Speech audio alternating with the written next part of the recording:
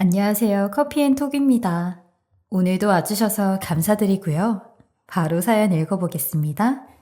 안녕하세요. 얼마 전까지 새로운 집에 살 꿈을 꾸면서 고대하고 있었는데 한순간에 모든 게 달라져 버렸네요. 어쩌다 보니 너무 많은 일을 겪고 한 인간의 바닥을 다 보고 나니 한 공간에 살 엄두가 안 나더라고요. 낡은 집이야 어찌어찌 고쳐서 살겠지만 사람은 안 되겠더군요. 위기에 몰리니 나오는 그 천성을 무슨 수로 고치겠어요. 그래서 지금은 친정 엄마와 함께 살고 있습니다. 나이 40이 넘은 딸이 이혼하고 엄마와 함께 살게 된 일이 자랑은 아니지만 그래도 전 빨리 결정을 내린 걸 천만 다행으로 생각하고 이렇게 사연을 쓰게 됐습니다. 이 모든 사건의 시초가 집을 고치면서였는데요. 한 집에서 12년이 넘게 살다 보니 슬슬 문제가 생기기 시작했죠. 그래도 전 그런 것에 무딘 편이라 딱히 불평 불만 없이 지냈는데 남편이 그런 것에 유독 예민했어요. 초반에는 한두 마디 불평만 하더니 점차 짜증이 심해지더라고요. 아이 참 밥맛 떨어지네. 물 마시다가 천장 보면 열받아. 이러다 천장도 무너지는 거 아니야? 천장이 왜 무너져? 그냥 조금 우는 것 같은데. 도배 때문에 그런 것 같아. 도배야 한번 다시 하면 되지. 남의 집이라고 얼마나 함부로 했으면 짜증나네. 집이 오래됐잖아. 우리도 오래 살았기도 했고. 당신이 그렇게 천하태평하니까 더 그래. 사람이 말이야. 예민하지가 못해선 이런 걸 우습게 생각해서 이런다고. 아유, 그게 왜 또 내 탓이야? 사람이나 집이나 오래 사니까 티가 나는 거지. 당신도 그런 걸 갖고 밥맛이 떨어지네, 어찌네. 그렇게 생각하지 좀 말라고. 아유, 그럼 당신이 집에 오고 싶게 노력이라도 좀 해라. 어? 그건 또 무슨 말이야? 갑자기 그 말이 왜 나와? 다른 집 여자들은 남편 밖에서 일하고 오면 기분 좋게 해준다고 별걸 다 한다던데. 안 그래도 썩어가는 집에 똑같이 썩어가는 여자 보고 있는 내 심정이 어쩌겠어? 당신도 바꿔서 좀 생각해봐라. 양심이 있으면. 아이고, 돈 벌어오는 당신 생각해서 나도 반찬 하나라도 더 잘해 먹이려고 노력해. 내가 밥 차려놓은 거 보면 못 느껴? 아니, 내가 뭐 춤이라도 추고 있어야 속이 시원하겠어? 집 낡은 걸 놔더러 어쩌라고. 왜 연관을 지어? 회사고 집이고 그냥 다 싫다. 다 싫어. 집이 더 싫어 아주. 결혼 초반만 해도 어디든 같이 살 수 있으면 다 좋다면서 본인이 저를 설득해서 반대하는 결혼까지 해놓고서는 이제와 사석건건 일을 만들어 괴로움을 자초하는 꼴이 저로서는 이해가 힘들었죠. 하늘에 별이라도 따줄 것처럼 하던 사람이 저러니 사람 마음먹기 달렸다 하는데 굳이 나쁘게만 생각해 모든 걸 다 부정적으로 보는 것 같았어요. 그렇게 집이 꼴보기 싫으면 이사라도 가든가. 내가 당신 행동거지하는 거 보면 모를 줄 알아?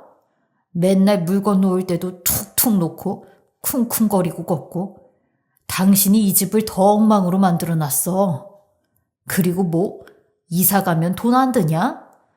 집이며 이사 비용이며 돈은 나 혼자 다 벌어야 하잖아. 그러니까 하는 말 아니야. 중이 싫으면 떠나야지.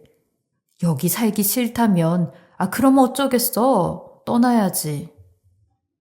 말은 쉽게도 한다. 그게 그렇게 쉬운 일인 줄 아냐? 나도 다 돈이니까 참는 거 아니야, 나도. 나가기만 하면 몇 억씩 하는 집을 구해서 이사라도 가자고 하면 갈 수 있어? 당신 부담될까봐 나도 참는 거라고. 별 거지 같은 소리를 다 들어보네. 매번 이런 식으로 남편과 다툼하게 되니 어느 순간 저도 대화를 아예 안 하게 되더라고요. 무슨 말만 하면 제가 이 집을 엉망으로 만든 사람 취급을 하다가 또 본인 돈 버는 유세만 부리려고 드니 대화라는 게 전혀 되지 않는 느낌이었죠. 시간이 흐르니 남편이 오면 밥만 차려놓고 저는 방으로 들어가서 각자 시간을 보내는 게 너무 당연한 일상이 됐습니다. 아직 40대밖에 안 됐는데 40년 산 부부처럼 벌써부터 이러고 살아야 되는 게 막막하기도 했어요. 밥 먹어요. 다 먹었음 설거지통에만 넣어놓고. 일로 와서 앉아봐. 당신이랑 할 얘기 있으니까. 무슨 이야기? 나는 당신하고 할 얘기 없어. 말만 하면 싸우는데. 무슨 얘기하고 또 싸우게? 싸우자는 거 아니야. 이사 얘기야. 우리 이사 준비하자. 그냥 무너질 때까지 살아. 지겹든 말든.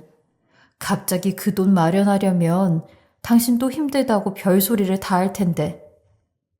나도 그런 말 듣기 싫어, 솔직히.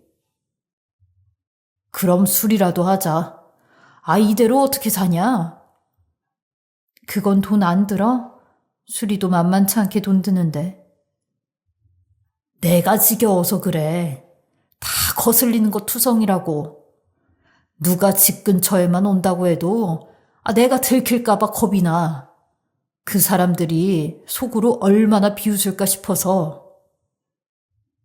회사에서 높은 직급에 앉아있는 본인과 맞지 않게 낡아 빠진 집에서 산다는 게 꽤 자존심이 상한 모양이었죠.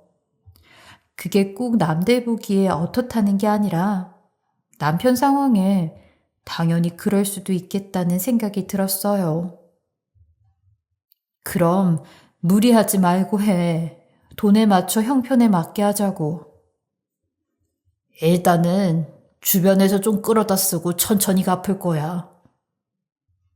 아니, 집수리 하는데 왜 그렇게까지 해, 갑자기? 그냥 새 기분으로 좀 살면 좋잖아. 당신도 나도. 고치고 나면 좀 낫겠지 뭐. 업체 찾아보고 빨리 진행할게. 아마 남편도 저랑 이렇게 남남처럼 지내는 상황을 벗어나기 위해선 변화가 필요하다는 생각을 했던 것 같아요. 그리고 남편은 말이 떨어지기가 무섭게 여기저기 찾아보더니 견적을 받고 결정을 하더라고요. 그리고 업체를 통해 잠시 집을 비워야 한다는 이야기를 들었죠. 그 뒤로 우리도 어디서 잠시 지내야 하나 고민이 들더라고요. 저는 그래도 양가 부모님이 있는 시댁보단 엄마 혼자 지내고 있는 친정집이 더 편하지 않을까 싶어서 엄마네 집으로 가는 건 어때? 엄마 혼자니까 우리가 지내기에 더 나을 것 같아. 애들 돌봐주는 것도 그렇고. 미안한데 난 못 가 거기. 왜? 당신 엄마 어려워하지도 않으면서 왜 그래? 당신은 당신 부모라 못 느끼나 본데 난 장모님네 집 싫어. 뭐가 또 싫은데? 혹시 내가 모르는 게 있어? 말하기 좀 그런데 솔직히 말해서 장모님한테 냄새나. 매번 일하다 오셔서 그런지 장모님 자체에서 나는 냄새가 있더라고. 장모님한테도 나는데 집은 오죽하겠어? 이미 다 퍼져 있겠지. 당신도 잘 알다시피 내가 후각에 상당히 예민하잖아. 나는 머리 아파서 못 가. 진짜 별 트집을 다 잡는다. 우리 엄마한테 그런 냄새 난다는 거 나는 당신한테 처음 듣는다. 나는 솔직히 말한 것뿐이야. 그리고 누가 그런 얘기를 직접 이야기하냐고. 당신은 부모니까 그렇지. 그래, 일하다 와서 조금 낫다고 치자. 사람이 열심히 일하고 와서 땀 흘리면 그럴 수도 있지. 그거 다른 사람한텐 심하게 느껴진다고. 그래서 그런지 남편이 엄마만 왔다 갔다 하면 겨울에도 문을 다 열고 환기를 시키자고 했던 생각이 났죠. 그러면서 갑자기 저희 엄마가 결혼할 때 반대했었던 이야기까지 늘어놓기 시작하는데 아직도 그 일로 꽁에 있는지 저는 전혀 몰랐어요. 본인한텐 그게 아직까지도 상처라며 그런 상처 때문에 저희 엄마의 모든 게 꺼려진다고 하는데 엄마가 결혼을 반대했던 이유도 남편이 동거부터 한다고 해서 엄마가 반대를 했던 거였고 나중에는 미안하다고 남편한테 사과까지 했었어요. 그건 쏙 빼놓고 기억이 없단 식으로 말을 하는데 암튼 본인은 부정당한 기분이라며 시댁에 가서 지낸다고 애들도 데리고 간다고 하더라고요. 서로 피곤한 말은 하지 말자고요. 그렇게 남편은 더 말을 꺼내려던 저를 피했어요. 저도 괜히 그런 상태인 남편을 데려가 서로 힘든 꼴 보고 있느니 속 편하게 각자 집에서 지내는 것도 나쁘지 않을 것 같아서 그러기로 마음을 먹었죠. 이 기회에 저도 엄마 곁에서 조금 더 엄마 일을 돕고 싶었어요. 늘 혼자라 외로워 보이는 엄마인데 자주 찾아가지도 못하고 죄송스러운 마음이 컸거든요. 이 기회에 엄마랑 못다 보냈던 시간을 더 많이 보내야겠다고 다짐했죠. 그런데 오랜만에 친정집에 가보니 엄마 집 상황은 더 말이 아니었어요. 나 사는 게 바쁘다고 내 상황만 생각하느라 엄마 집 봐줄 여력이 없었는데 집 상태가 저희 집보다 더 심각했어요. 천장은 내려앉기 일보 직전이었고 벽지는 곰팡이로 가득했어요. 그걸 보는데 얼마나 가슴이 아픈지 눈물이 다 났죠. 엄마, 집이 왜 이렇게 망가져 있어? 그리고 보일러가 안 되는 거야? 밖에 와 있는 것 같이 너무 추워. 괜찮아. 이 안에 따뜻해. 전기장판 틀고 있으면 딱 좋아. 이러니까 엄마가 맨날 병을 달고 살지. 왜 아무 얘기도 안 했어, 엄마는. 하나뿐인 딸을 이렇게 바보 만들어? 아유, 신경 쓸 거 없어. 일하고 집에 들어와선 잠만 자잖아. 집은 그냥 자는 곳이니까 크게 신경 안 썼어. 이 광경에 저는 안 되겠다 싶었고 곧바로 친정집 상황을 남편에게 얘기했어요. 어차피 우리 집도 수리를 하는데 엄마네 집도 같이 좀 했으면 해서요. 근데 남편이 그 이야기를 듣더니 강 건너 불구경하듯이 건성으로 대답을 하는 겁니다. 그래서 뭐 장모님 집도 고쳐주자고? 그래, 조금 보태서 할 때 같이 하자. 천장이 절반은 내려왔어. 그리고 집도 단열이 안 되는지 너무 춥고. 그럼 장모님은 또 어디서 지내? 우리 집에 와서 지내게 해야지. 엄마를 어디서 지내게 해. 그날 내가 말했잖아. 냄새 때문에 같이 못 지낸다고. 그럼 잠시 다른 곳에라도 지내게 하면 되지. 지금 그게 문제야? 이러니 엄마가 매일 감기로 아프고 그랬지. 그래, 그건 그렇다 치고. 근데 당신은 내 돈이 우스운가 봐? 당신 돈이 우습다니? 그건 또 무슨 말이야? 돈을 떠나서 우리 엄마 일이잖아. 내가 시댁집이 이랬더라도 나는 똑같이 말했을 거야. 내가 뭐 큰 걸 바라는 것도 아니고. 참나. 꼭 돈을 맡겨놓은 것처럼 말을 하잖아. 아, 막말로. 내가 혼자 뼈 빠지게 일해서 번 돈 아니야? 그럼 밥 차리고 청소하고 빨래하고 애들 키우는 건 다 나 혼자 하는데 그건 그런 공짜니? 부부가 이럴 때 같이 의논해서 쓰는 거지. 나는 뭐 이 집 식모냐고. 콩나물값 말곤 돈 한 푼도 내가 못 써? 돈 번다고 진짜 엄청 유세다 유세야. 누구는 돈 못 벌어올까 봐. 지금 우리 집 고치는 것도 꽤 들었어. 거기까진 나도 힘들어. 아, 그리고 원래 노인네들 집은 다 그래. 이제 와서 뭐 그리 부귀영화를 누린다고? 그리고 당신도 좀 나를 생각해줘라. 난 당신 남편 아니야? 혼자 버는데 몸이 부서지게 일해도 이 모양이잖아. 장모님도 분명 내 도움 받는 거 싫으실 거야. 한번 여쭤봐. 내 말이 틀리나. 이 기회에 같이 하면 더 저렴하게 할 수 있지 않아? 나중 지나서 다시 알아보고 그러는 것보단 낫잖아. 당신 왜 이렇게 이기적으로 굴어? 견적만이라도 알아봐줘. 그거 알아봐주면 뭐 당신이 이래서 갚게? 남편 말에 정말 말문이 막히더군요. 대학생 용돈도 안 되는 생활비 쥐어주고 이런 일이 있으면 생색내면서 제 돈은 한 푼도 없다는 듯이 구는지 엄마가 봄에도 콜록거리는 이유를 알고 나니 머리 끝까지 화가 올라오는데 그동안 저에게 뱉었던 말들과 비교도 안 될 만큼 서운함과 실망이 크더라고요. 그래, 나도 내일부터 나가서 일하면 돼?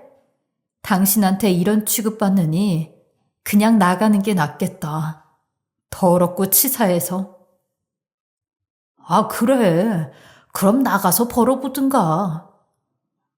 돈 벌고 나 대출이라도 받을 거야.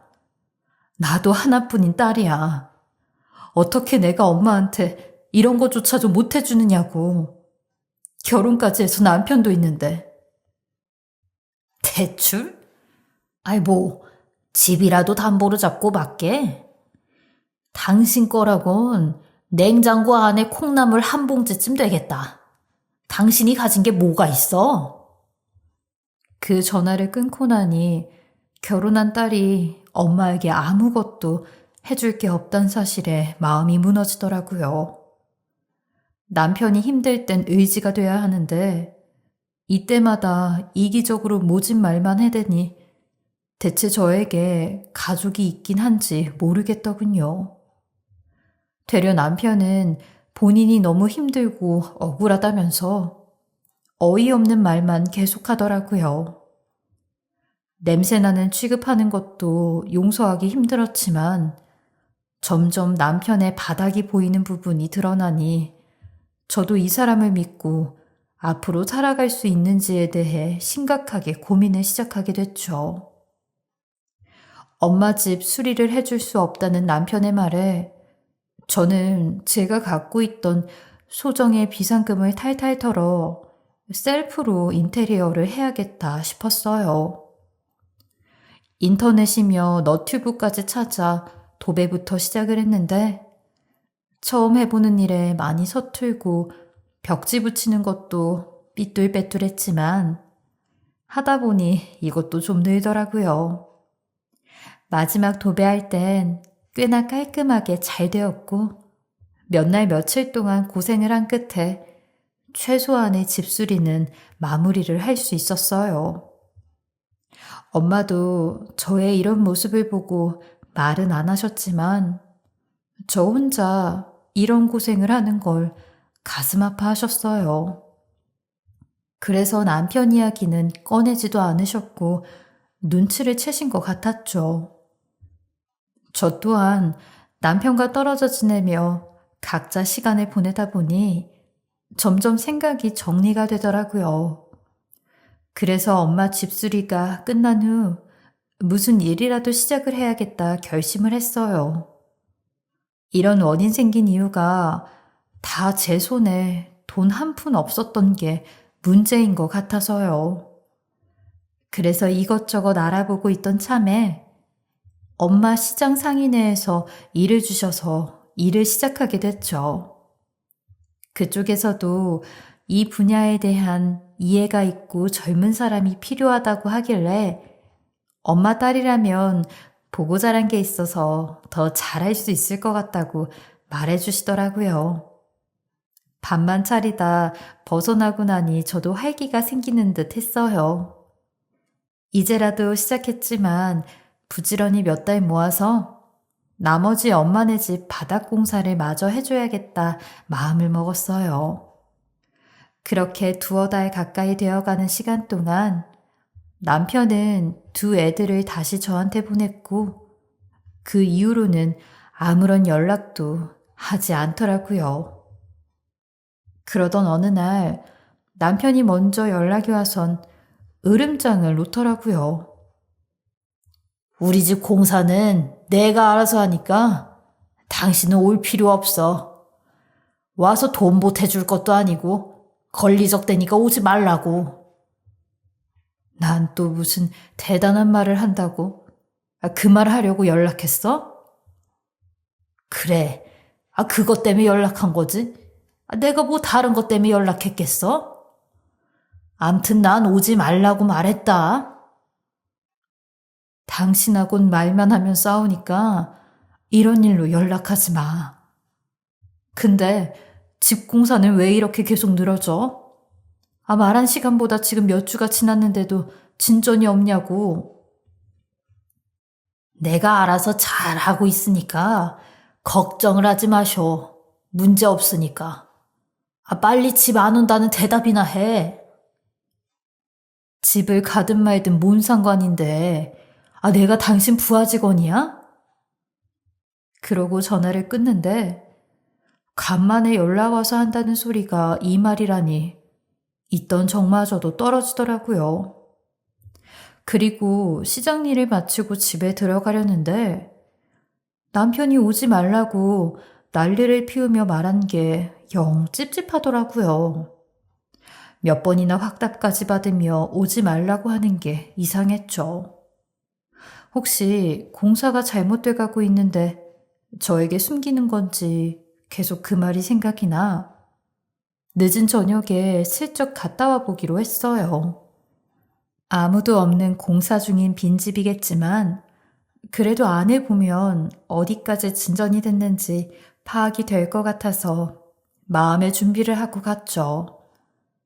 오래된 주택 건물이라 1층에만 가도 큰 소리가 들리는 편인데 대문을 열고 들어서자마자 이상한 웃음소리가 들려오더라고요.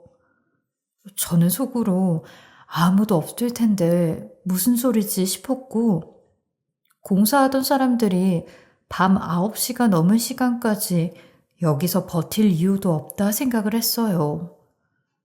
아님 빈집인 걸 알고 혹시 학생들이 들어온 건 아닌가 싶기도 했죠. 예전에 그런 뉴스를 본 적이 있는데 학생들이 빈집에 들어가 술 먹고 그런 난장을 피운다는 걸 본 적이 있었거든요. 저도 모르게 그런 일이 일어나는 것만 같아 불안했죠. 괜히 혼자 들어가서 일이라도 당할까 싶어 경찰을 불러 같이 올라가 보기로 했어요. 10분 정도 지나니 인근에 있던 경찰이 신고를 받고 바로 왔더라고요. 여기가 선생님 본인 집이시라고요? 네, 저희 집이고 지금은 공사 중이라 빈집이거든요. 경찰관님들도 저 안에서 들리는 소리 들리시죠? 참, 그러네요. 여자 목소리도 들리는데 여자분도 있는 것 같네요. 그럼 같이 가보시죠. 그리고 저는 경찰 뒤를 바짝 붙어갔죠. 비밀번호만 제가 누르고 문이 살며시 열렸는데 세상에, 먼지가 폴폴 날리는 빈집 거실에 매트리스 하나가 덩그러니 놓여 있더라고요. 그리곤 의문의 그 여자가 어떤 남자에게 너무 춥다는 소리를 하는데 그 소리에 저는 경찰에게 손으로 조용하란 신호를 보냈고 그 둘이 있는 현장을 엿들었어요.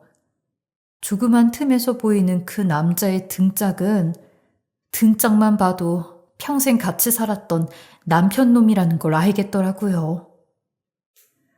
오빠가 우리 이쁜이 생각해서 이쁜이가 고른 걸로 다 했잖아. 조금만 기다려. 우리 둘이 같이 살 집 이제 곧 완성되니까. 그러니까 이제 나랑 안 보겠다는 말 다시는 하지 마. 오빠가 우리 이쁜이 때문에 여기 고친 건데. 치, 나 남의 여자 흔적 묻은 집에 죽어도 못 살아. 알지. 그래서 이렇게 새 집처럼 만들었잖아, 오빠가. 그리고 와이프는 이제 쫓아내면 돼. 내보낼 이유는 차고 넘친다고. 그래서 갑자기 집에만 오면 갖은 짜증을 다 부리면서 이 집을 고쳤구나. 그제서야 비밀이 풀렸죠. 그리고 저는 일부러 시끄럽게 문소리를 내면서 들어갔어요. 남편은 저와 경찰이 함께 온 걸 보곤 두 눈이 동그래져서는 누굴 데리고 온 거냐고 난리를 치더라고요. 그 여자는 비명을 지르며 이불을 뒤집어 쓰고 빈 방으로 도망을 가는데 이딴 짓거리를 하려고 저한테 오지 말라고 신신당부를 했었나 봐요. 여기서 상간녀 데리고 불륜하려고 나보고 오지 말라고 했니? 여기 같이 오신 분들 다 증인이니까 딴소리는 못하겠지? 이대로 발가벗고 경찰서 가면 되겠다. 그림 좋네. 아이, 여보. 이게 무슨 소리야? 이게 무슨 망신이냐고. 꼭 이렇게까지 해야겠어? 당신 남편한테? 참 뻔뻔하다. 그 입에서 남편 여보 소리가 나와? 안 그래도 너란 인간하고 떨어져 살면서 이혼 생각만 나더라니. 우리 엄만 차가운 바닥에서 그러고 사는데 넌 바람이나 피우면서 뒤에서 이런 짓을 하고 있어? 집에만 오면 온갖 짜증을 부리더니 이 속셈이었네. 참 너란 인간은 답이 없다. 이러니 우리 엄마가 널 반대하지. 여보, 오해야 오해. 어쩌다가 잠깐 여기 누워서. 공사 중인 빈집에 침대까지 갖다 놓고 있는데 오해야? 나 내쫓고 새집 꾸려서 살 생각한다는 거 다 들었어. 저는 빈방으로 도망간 상간녀도 붙잡고 거실로 끌고 나와 너도 같이 경찰서 가자고 했어요. 그러니 그 상간녀는 끝까지 아무것도 모른다며 남편과 같이 발뺌만 하더라고요. 그렇게 돈하면서 제 앞에서 건의를 부리던 인간이 미안하단 말도 없이 끝까지 변명만 하는 게 너무 괘씸했어요. 저는 거길 나오자마자 남편이 주변에 돈을 끌어다 쓴 사람들에게 이 일을 바로 알렸습니다. 알고 보니 그 여자 상간녀 요구 들어주느라 무리하게 집을 고쳐 돈이 이만저만 든 게 아니더라고요. 어쩐지 공사 기간이 몇 배로 늘어지는 이유가 수상하더라니. 시공하는 업체도 요구사항이 계속 변하니 못하겠다고 말을 바꿔서 다시 다른 곳에 연락하고 그러다 보니 일이 많았더라고요. 그 모든 일을 빌려준 분들에게 알렸더니 순식간에 자기 돈 돌려달라며 벌떼처럼 달려들었고 결국 남편은 월급까지 압류를 당한 상황이 되고야 말았죠. 그리고 이혼까지 당할 위기에 오자 귀책 사유로 재산분할까지 가는 과정에 이러면 당신도 나한테서 아무것도 못 받는다니까? 받을 생각 없어. 원래 콩나물 한 봉지값 인생인데 더 갖고 올 것도 없지. 그냥 난 당신이랑 헤어지는 게 목표야. 나도 돈 버느라 힘들었고, 잠깐 유혹에 빠진 거야. 유혹? 당신이 그 여자 좋아 빌빌대는 걸 들었는데? 아니야, 정말 아니야. 그 여자가 좋다고 그랬어. 네 입에서 나온 소리를 어떻게 믿니? 입만 열면 거짓말만 하는데. 그러니까 연락하지 마. 저는 남편 같지도 않던 인간이 바다까지 가는 걸 두 눈으로 보고 난 뒤 돌아보지도 않고 이혼을 선택했어요. 돈이고 뭐고 쥐고 나오는 건 아무 의미가 없더라고요. 그렇게 한창 남편 놈과 이혼 소송을 진행 중이었는데 저와 엄마에게 생각지도 못한 기적이 일어나게 되었어요. 엄마랑 제가 일하는 시장으로 어떤 노신사분과 몇몇 남자들이 저희를 찾아왔는데 처음 보는 사람이었지만 누가 봐도 멀끔한 차림에 귀티가 나는 사람들이었어요. 그 노신사는 저희에게 명함 한 장을 건네며 본인이 투자회사 회장이라고 소개를 하였고 저희 엄마 집을 사고 싶다는 이야기를 하는 겁니다. 저랑 엄마는 갑작스러운 제안에 놀라 어안이 벙벙했고 조용한 곳으로 자리를 옮겨 무슨 말인지 자세히 듣게 되었어요. 그 노신사 말로는 엄마가 가지고 있는 집과 그 앞에 자그마한 밭, 그리고 아버지가 유산으로 남기고 간 그 뒷산을 전부 다 매입하고 싶다고 했어요. 사실 엄마가 가지고 있는 허름한 집과 자그마한 밭, 그리고 뒷산은 예전부터 팔고 싶었지만 절대로 팔리지 않는 돈이 안 되는 골칫덩어리 부동산이었거든요. 근데 그 노신사가 그곳을 싹 다 밀어서 골프장과 리조트를 만든다고 하는 겁니다. 몇백억이 들어가는 중요한 사업이라며 저희 엄마에게 부동산 값은 섭섭치 않게 쳐줄 테니 팔아달라고 사정을 하더라고요. 저희 모녀는 그 말에 좋은 것보단 자꾸만 어안이 벙벙해 그 자리에서 확답은 못 드리고 명함만 받아들고 집으로 돌아왔어요. 엄마는 대체 이게 무슨 일이냐며 제게 팔 좀 꼬집어 달라고까지 하셨어요. 그리곤 어떻게 하는 게 좋겠냐는 말에 저는 무조건 파는 게 맞다고 하였고 다음날 인근 부동산에 가서 엄마 집과 밭 그리고 산의 시세를 물어보았어요. 역시나 부동산 중개인은 그 물건들이 시세를 칠 수 없을 정도로 값이 안 나가는 물건들이라고 하였는데 투자회사 회장이 와서 제시한 조건들에 대해 말을 하니 중개인도 놀라며 무조건 팔라고 하더라고요. 본인들도 이 근처에 골프장이 들어설 거라는 뜬 소문만 들었지 그게 진짜일 줄은 몰랐다고요. 그러면서 이왕 파는 거 잘 조율해서 팔라며 얼마 정도 부르면 좋을 거라고까지 알려주었어요. 그 말을 듣고 저는 혹시라도 사기를 당할 수 있으니 그 회사까지 철저히 조사를 하였는데 상장까지 된 회사고 골프장 시안 계획서까지 나온 상태였더라고요. 제 이혼 소송 변호사님께도 엄마 일에 대해 자문을 구하니 매매를 해도 괜찮다 하여 여러 정보를 취합한 끝에 엄마의 명의로 된 부동산들을 전부 다 팔기로 결정을 하였어요. 다시 만난 그 회사의 회장님은 100억을 제시해도 100억을 다 줄 수 있다며 원하는 값을 제시하라고 하였고 저희는 그 정도까지는 말도 안 되는 조건이라며 팔리지 않는 부동산들을 팔 수 있다는 거에 만족한다며 시세보다 조금 더 값을 쳐서 팔 수 있게 되었어요. 무사히 엄마 통장에 잔금까지 들어오고 나서야 저희 모녀는 두 발을 뻗고 잘 수 있었고 저도 마음 놓고 이혼 소송에 박차를 가할 수 있었어요.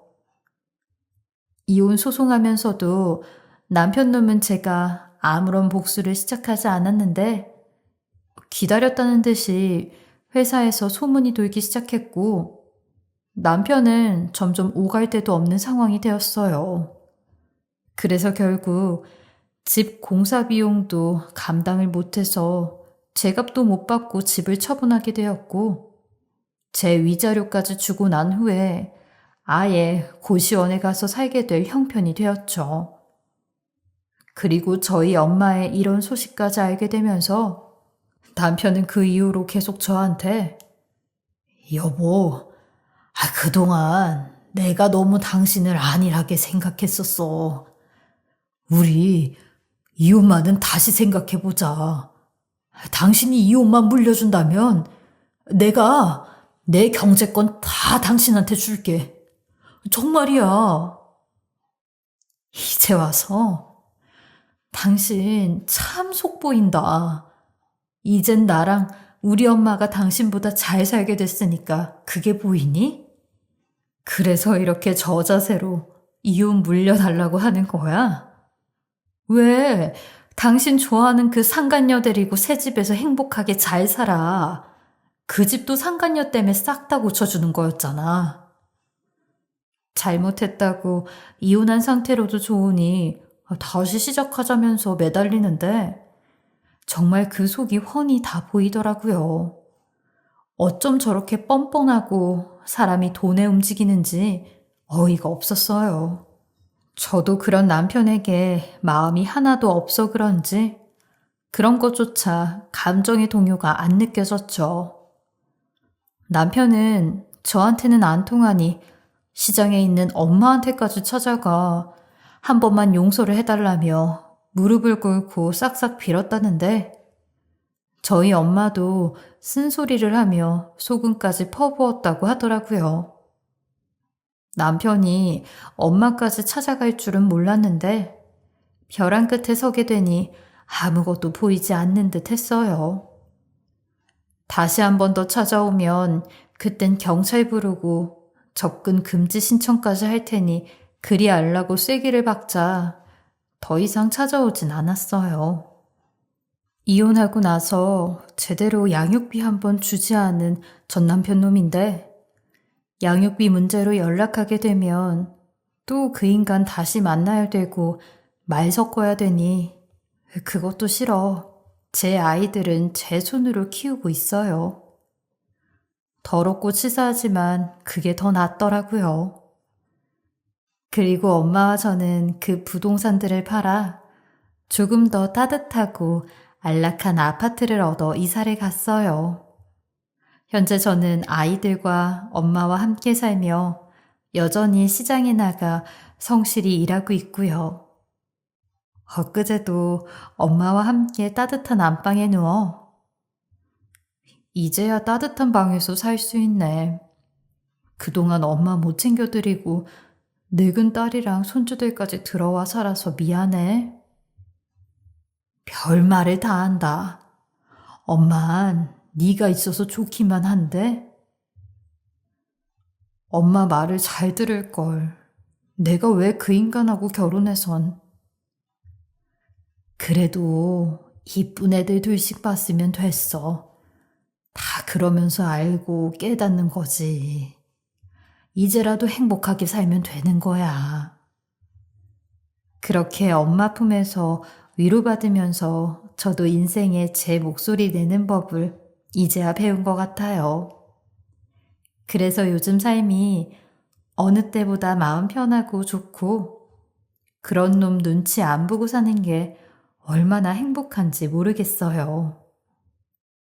남은 삶도 엄마처럼 성실히 꾀부리지 않고 살면 저도 좋은 날이 올 거라 생각하고 열심히 애들 잘 키우며 살려고 합니다.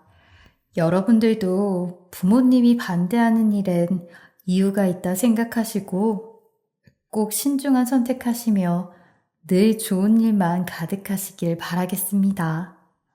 제 긴 이야기 들어주셔서 감사합니다. 지금까지 커피앤톡이었습니다. 오늘도 끝까지 함께 해주셔서 감사하고요. 저는 다음 영상으로 또 찾아뵙겠습니다.